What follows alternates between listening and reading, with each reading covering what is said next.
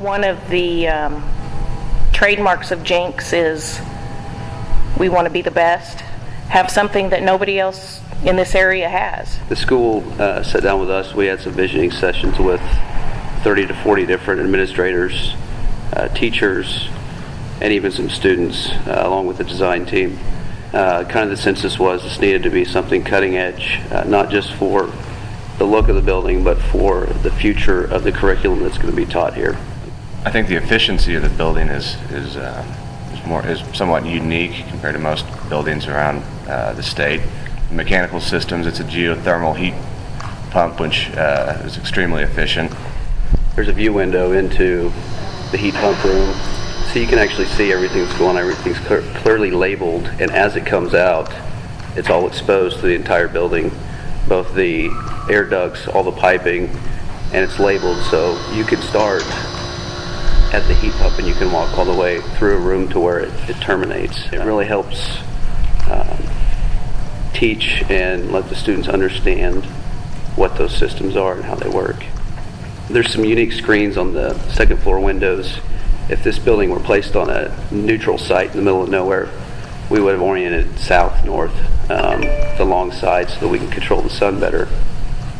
That didn't work, as you can see, because of everything else around us. So we had to get really creative in the use of how we're going to control these sun. The use of the panels that we use, they're perforated, so you have clear views out, but it really blocks most of the sun. Below, we use standard horizontal louvers because at the time when the students are really here, the sun is high enough on the east and the west that the horizontal louvers at the first floor work. But when you get up to the second floor, you just needed something different.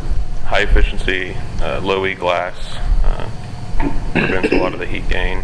The sunshade helps provide natural light without getting some of that heat gain as well. Insulated metal panels help increase the R value of the building envelope. All the construction waste was 75% of it was recycled.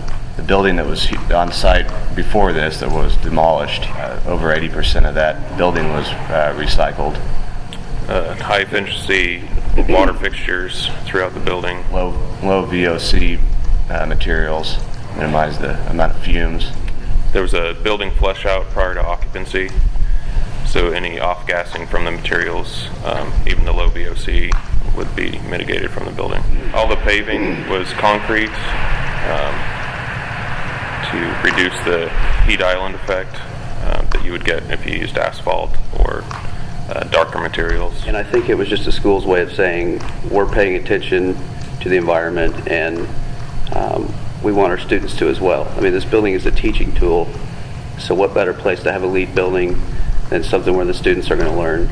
There are some curriculums being developed by Jenks for this building that focus directly on sustainability. I don't know if those are in place yet, but I know that they're working on those right now. I think that the building itself as a research tool is something that we can draw on for many years.